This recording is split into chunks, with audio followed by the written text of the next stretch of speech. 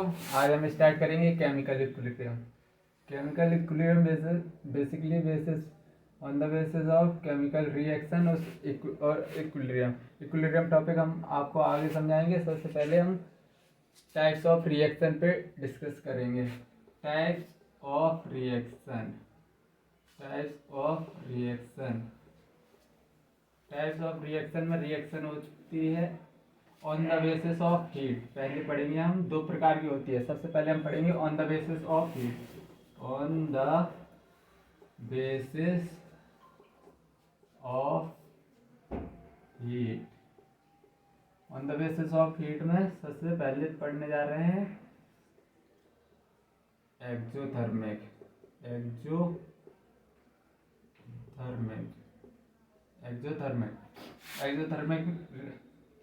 Reaction. Exothermic reaction में heat release होती है। पहला पॉइंट, हीट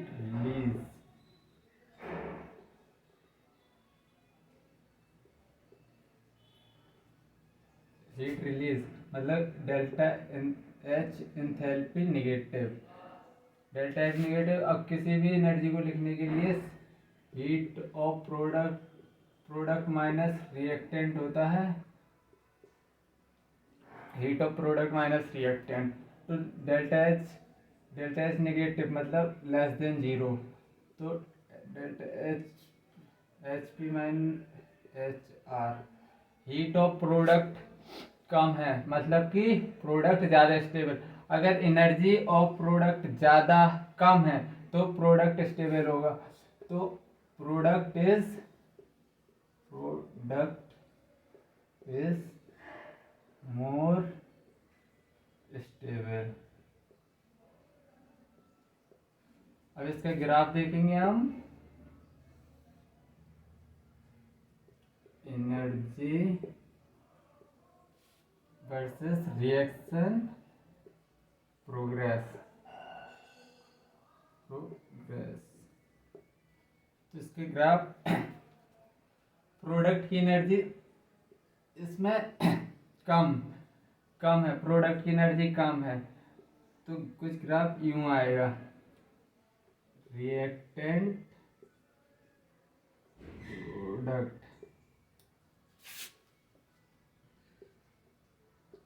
इसके 3 रिप्रेजेंटेशन होते हैं जिसमें एग्जामिनर आपको फंसाने की कोशिश करेगा। इसके रिप्रेजेंटेशन की बात और कर लेते हैं।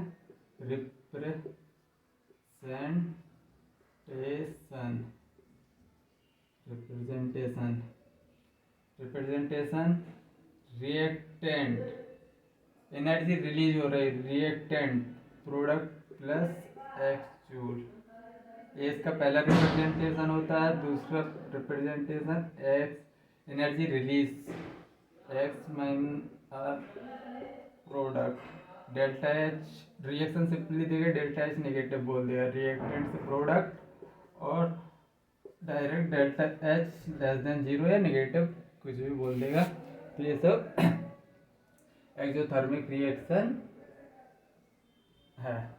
अब दूसरी पढ़ेंगे हम एंडोथर्मिक रिएक्शन। एंडोथर्मिक के लिए रब करना पड़ेगा।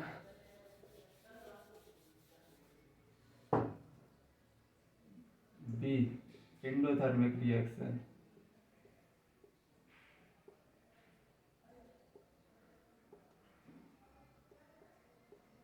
एंडोथर्मिक रिएक्शन में हीट एब्जॉर्ब होती है। Heat absorb. तो इसमें डेल्टा एच एंथैल्पी आती है पॉजिटिव। एनर्जी को हमेशा product minus reactant, energy of product minus energy of reactant positive मतलब पॉजिटिव।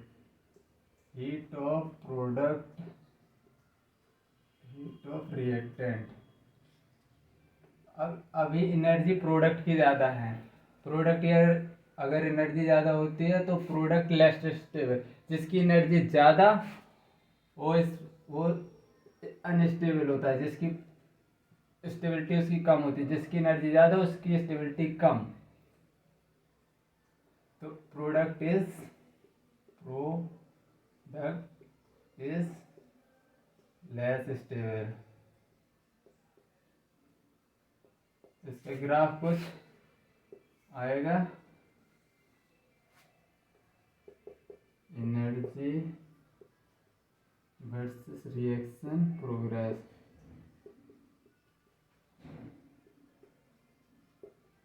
प्रोडक्ट लेस स्टेबल है, प्रोडक्ट लेस स्टेबल है, तो इसका ग्राफ कुछ यूं बनता है, रिएक्टेंट प्रोडक्ट।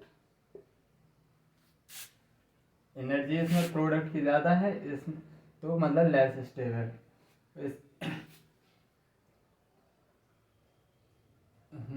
अब अब हम पढ़ेंगे on the basis of direction.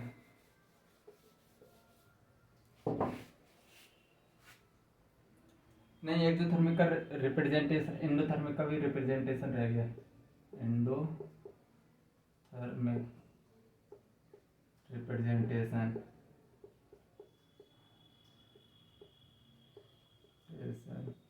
Endothermic का रिप्रेजेंटेशन होता है हीट खाया है, एब्जॉर्ब किया, reactant plus x joule product. Reactant ने एनर्जी खाई है एक्स जूल, या सिंपली रिएक्टेंट से प्रोडक्ट दे देगा तो वो डेल्टा एच पॉजिटिव दे देगा, पॉजिटिव एंथैल्पी, इसका रिप्रेजेंटेशन होता है। अब फाइनली हम मूव करेंगे on the basis of direction. Reaction on the basis of heat अब पढ़ ली है, अब मूव करेंगे on the basis of direction. On reaction on the basis of direction.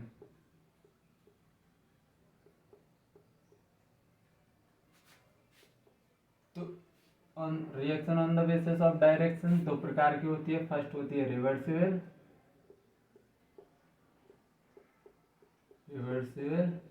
दूसरी होती है irreversible. First second.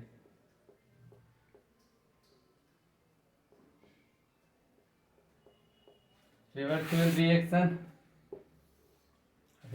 Reaction reactant से प्रोडक्ट, प्रोडक्ट से रिएक्टेंट दोनों बन सकता है। रिवर्सिबल रिएक्शन फॉरवर्ड और बैकवर्ड डायरेक्शन दोनों डायरेक्शन में चल सकती है, forward and backward direction.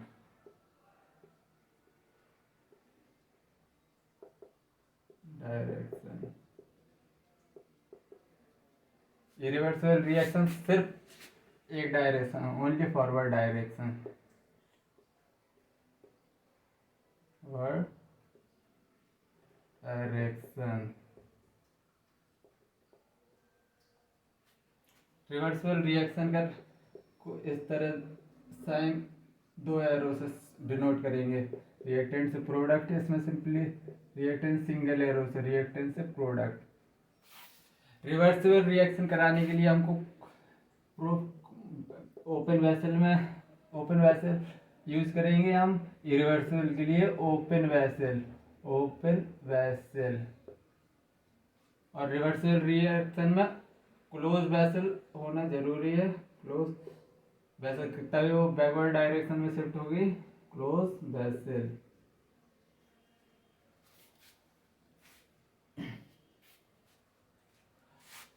Reversible reaction never complete है, कभी कंप्लीट हो ही नहीं सकती, क्योंकि जितना रिएक्टेंट से प्रोडक्ट और प्रोडक्ट अगेन रिएक्टेंट में कन्वर्ट होता है, never complete.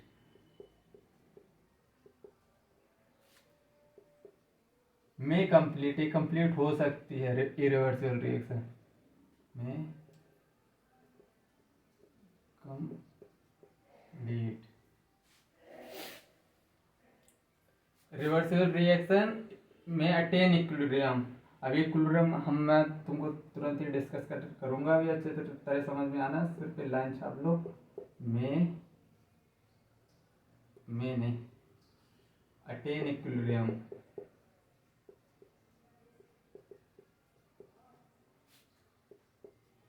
Do not attain equilibrium. Attain equilibrium. Example, nitrogen plus hydrogen NH3, इसको बैलेंस करेंगे तो नाइट्रोजन 2 3 बैलेंस रिएक्शन होगी। ये सिंगल एरो ऐसे भी इसको डिनोट कर सकते हैं, ऐसे ऐसे सेम एरो, इसका मतलब दोनों का सेम है। तो इसमें सिंगल एरो रहेगा, carbon plus oxygen carbon dioxide.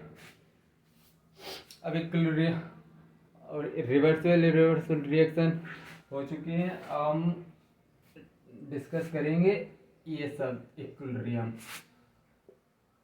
जो आपको पूरे चैप्टर में रिवर्सिबल रिएक्शन ही पढ़ना है इस चैप्टर में अपन को फाइनली।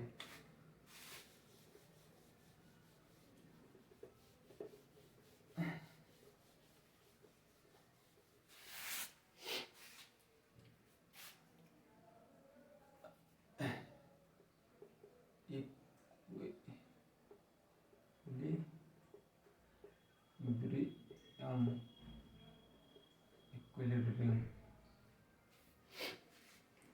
सबसे पहला पॉइंट लिखेंगे ओनली इन रिवर्सिबल रिएक्शन, ये केवल रिवर्सिबल रिएक्शन में होती हैं। रिएक्शन इक्विलिब्रियम में रेट ऑफ फॉरवर्ड रिएक्शन बराबर रेट ऑफ बैकवर्ड रिएक्शन होता है। Rate of forward reaction equal to rate of backward reaction.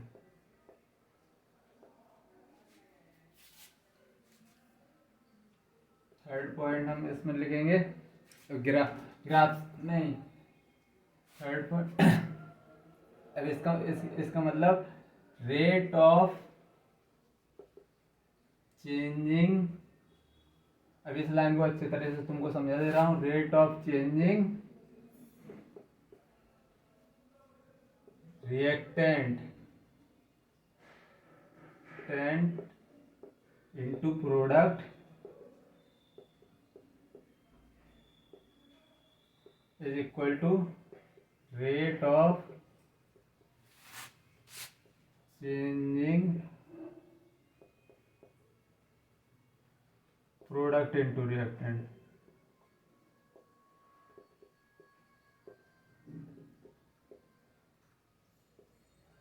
अभी इसके ग्राफ समझाएंगे अभी आपको। रेट वर्सेस टाइम का ग्राफ होगा, rate versus time. Rate of forward reaction reactant show करेगा। Rate of forward reaction reactant initially कुछ ना कुछ तो रिएक्टेंट लेंगे, तो रेट ऑफ फॉरवर्ड रिएक्शन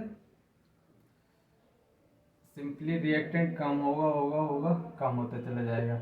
और प्रोडक्ट भी इनिशियली जीरो होगा, क्योंकि रिएक्शन स्टार्ट होगी, इनिशियली प्रोडक्ट धीरे धीरे बनना स्टार्ट होगा और फाइनली एक टाइम पे जब रेट ऑफ दोनों मिल जाएंगे, इधर rate of forward reaction rate of backward reaction बराबर हो जाए, इसको बोलते हैं टी इक्विलिब्रियम, जहाँ रेट ऑफ फॉरवर्ड रिएक्शन बराबर रेट ऑफ बैकवर्ड रिएक्शन। यहाँ पे रिएक्टेंट जितना रिएक्टेंट से प्रोडक्ट बन रहा है उतना ही प्रोडक्ट रिएक्टेंट में बदल रहा है। अब इसमें एक नोट और लिखेंगे, after attaining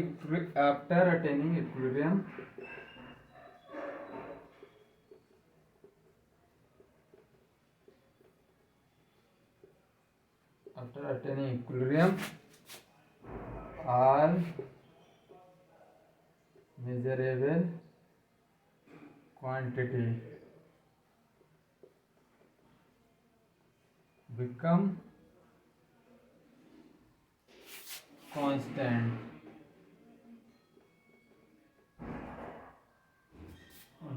like pH, concentration,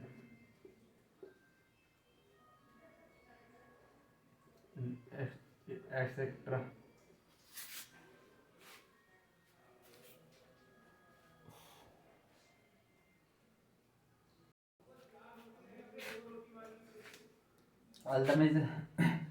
अब कांस्टेंट, कांस्टेंट का मतलब एक नोट और note, constant means do not means equal at all. अभी मैं समझाऊंगा। इक्वल एट ऑल ये मैं आगे समझा दूंगा। इक्विलिब्रियम बेसिक ये यही पॉइंट है। इक्विलिब्रियम, इक्विलिब्रियम के फील दिलाऊं तुमको तो सबसे पहले एक नल और बकेट के हिसाब से समझा दे रहा है। नल है, ये बकेट है। बकेट में सपोज दैट इस लेवल पे पानी था, इतना बकेट का टोटल लेवल इतना पानी था। अब टैप चालू किया, जैसे ही टैप चालू करेंगे इसमें पानी आना बंद स्टार्ट हो जाएगा और सेम रेट से सी से बाहर जाना स्टार्ट हो जाएगा। इसमें बकेट में होल कर दो तो पानी का ओवरऑल लेवल यही रहेगा। इसी को इक्विलिब्रियम बोलते हैं। तो अब ये मैं बताऊंगा कांस्टेंट का मतलब अभी इक्वल नहीं होता है। ये मैं आगे प्रूव कर रहा हूँ और तुमको समझ आ जाएगा।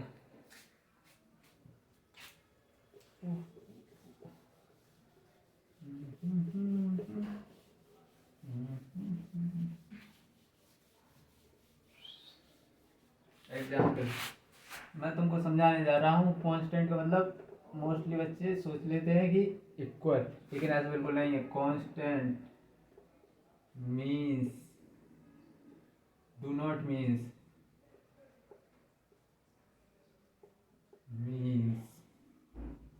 Equal at all. Constant do not mean equal at all.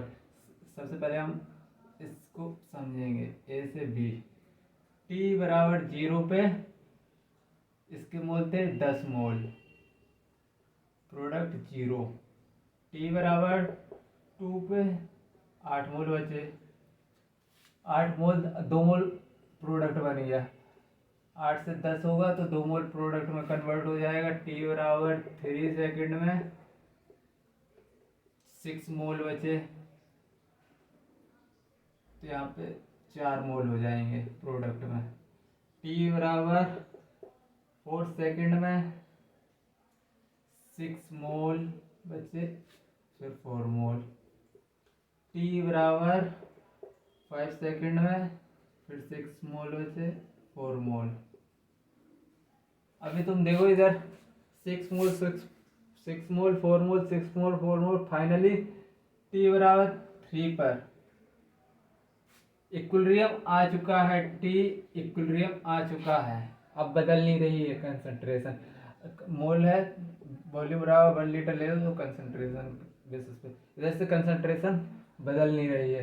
क्यों नहीं बदल रही है? क्योंकि यहाँ पर इक्विलिब्रियम अचीव हो गया है। अभी देखो इसमें ए के मोल ज़्यादा है, बी के मोल कम है, तो इसका ग्राफ कैसे बनाएंगे हम?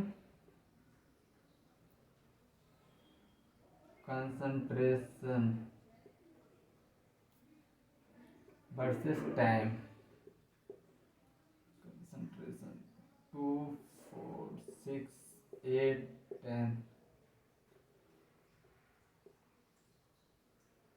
2 4 8 10 10 8 6 4 2 0।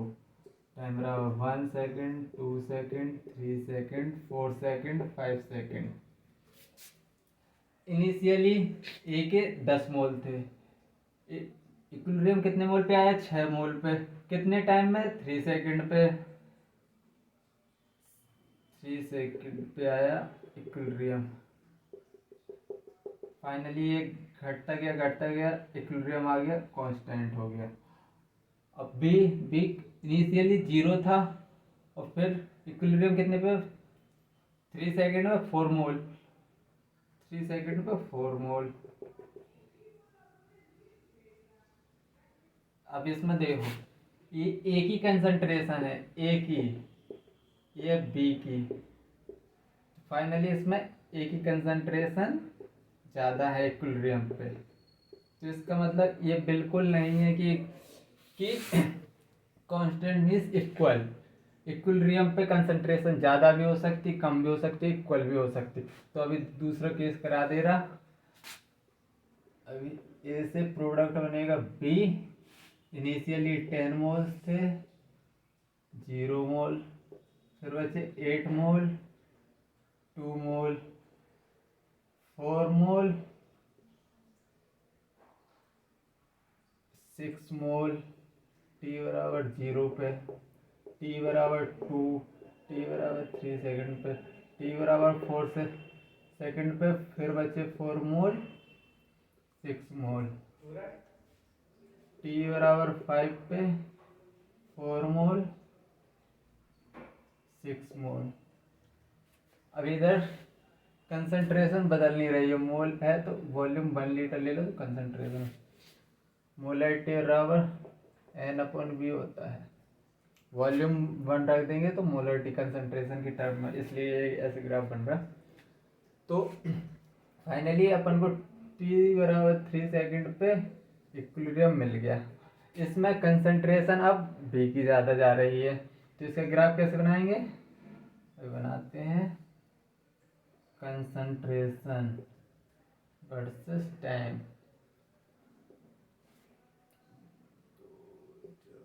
6 8 10, 10 8 6 4 2 0, टाइम बराबर 1 सेकेंड, 2 सेकेंड, 3 सेकेंड, 4 5। इक्विलिब्रियम कितने से टाइम पे है? 3। और इनिशियली ए के मोल 10 थे, अब इक्विलिब्रियम आया 4 पे, कितने टाइम में? 3 सेकेंड पे। 10 से घटा घटा घटा घटा और ये कांस्टेंट हो गया फाइनली। प्रोडक्ट इनिशियली 0 था, फिर इक्विलिब्रियम कितने पे आया? 6 टाइम 3 सेकेंड में, कुछ यूं जाएगा ग्राफ। ये है ए की कंसंट्रेशन, ये है बी की कंसंट्रेशन, तो इसमें फाइनली बी की कंसंट्रेशन ज़्यादा हो गई ए से। इससे फिर से प्रूफ हो गया कि इक्विलिब्रियम का एक बिल्कुल मतलब नहीं होता है कि कंसंट्रेशन बराबर होनी चाहिए या ऐसा कुछ। तो ये मिसकंसेप्शन सब लोग अपने दिमाग में फर्जी का बना लेते हैं। अभी मैं एक और केस करा के दिखा दे रहा जिसमें कंसंट्रेशन इक्वल भी होती है, तो इसमें फाइनली तीसरी केस इसी में डाल दे रहा।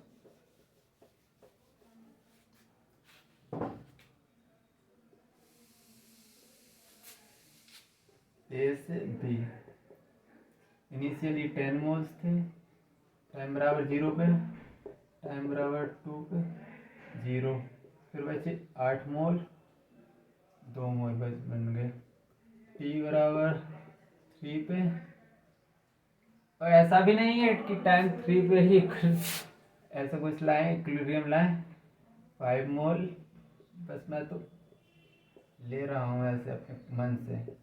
टी बराबर 4 पे 5 मोल, 5 मोल, मतलब है अब कांस्टेंट हो गई है कंसंट्रेशन, तो इक्विलिब्रियम अचीव हो गया है। कंसंट्रेशन इक्वल, तो इसका ग्राफ कुछ यूं बनेगा, 2 4 6 8 10, कंसंट्रेशन टाइम बराबर 1 2 3 10। तो इनिशियली ए के मोल कितने थे? 10, टी बराबर 3 पे 10 से इक्विलिब्रियम आ रहा है 5 में, मतलब इधर बीच में। इनिशियली 10 में था, फिर आया इक्विलिब्रियम, इक्विलिब्रियम अचीव हो गया कांस्टेंट। फिर इनिशियली प्रोडक्ट 0 था, बढ़ के इसमें कंसंट्रेशन ए की और बी की बराबर हो गई है। फाइनली फिर से प्रूफ हो गया। कि कंसंट्रेशन इक्विलिब्रियम में कम ज़्यादा बराबर सब कुछ हो सकता है। Finally thank you for today.